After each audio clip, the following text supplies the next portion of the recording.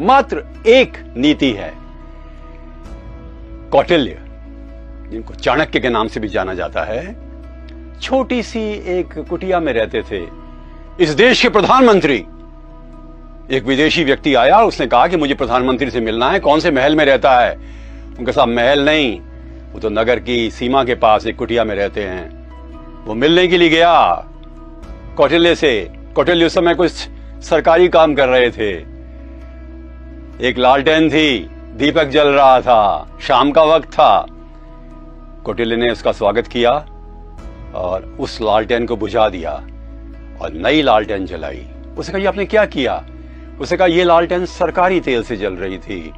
अब आप मुझसे व्यक्तिगत रूप से मिलने आए हैं, तो ये मेरा व्यक्तिगत तेल है जो जलेगा। ये हमारी परंपरा है। एक से एक महान ऐसे व्यक्ति, चाहे वो अशोक हो, चाहे वो हर्ष हो, ऐसे सैकड़ों हजारों हमारे नेता हैं जिन्होंने जिंदगी में ईमानदारी से जी करके इस देश की सेवा की, समाज की सेवा की, मानवता की सेवा की। हमारा विश्वास कुछ डगमगा सा गया है। हम सोचते हैं कि ईमानदारी से फायदा नहीं है, नुकसान है। ये गलत है। ईमानदारी से ही फायदा है।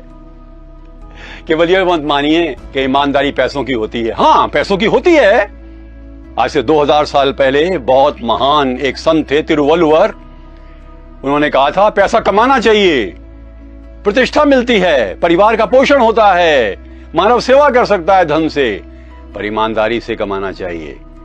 इसलिए शुभ लाभ को महत्व दिया जाता है। जे.आर.डी. टाटा, भारत रत्न, एक बार अपने चार्टर्ड अकाउंटेंट के साथ बैठे हुए थे।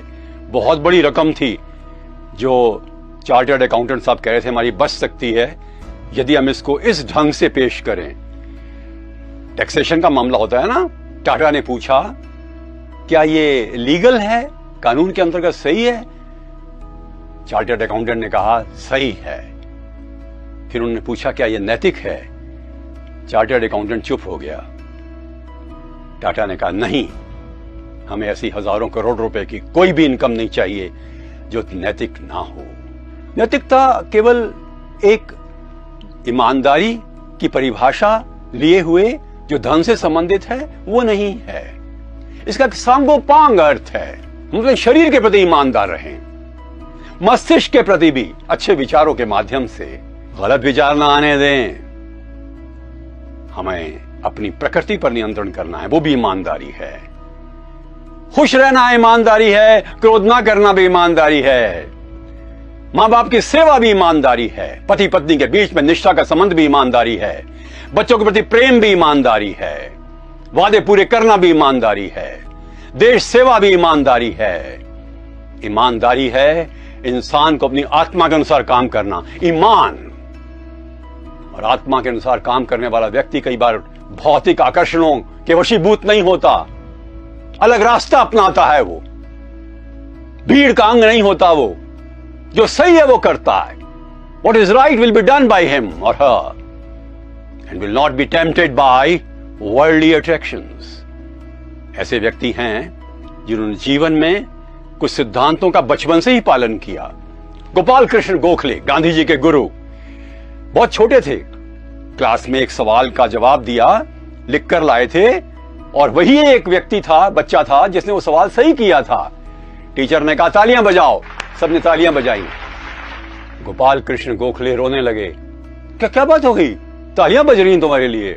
उसने कहा, यह सवाल मैंने नहीं किया था, मेरे पिताजी ने किया था, इसलिए तालियां गलत हैं। My God, what a level of honesty. जो चीज मेरी नहीं है वो मैं नहीं अपनाऊंगा। क्या लाभ है? इज्जत मिलती है, ईश्वर की निगाहों में अच्छे बनते हैं, मां बाप की निगाहों में अच्छे बनते हैं, खुद की निगाहों में अच्छे बनते हैं। खुद और खुदा। हमारे बच्चों को गर्व होता है, देश को गर्व होता है, संस्थाएं से अच्छी बनती हैं, संस्थाएं सच्ची बनती हैं, समाज में परिवर्तन आता है, विश्वास पैदा होता है हमारे प्रति, लोग हम पर भरोसा करते हैं। ऐसी सुंदर एकता आती है, सौम्यता आती है, निष्ठा आती है, विश्वास आता है कि जीवन में सुख और शांति मिलती है। मत मानिए कि ईमानदारी की कीमत कम है, इससे अधिक किसी चीज की है ही नहीं।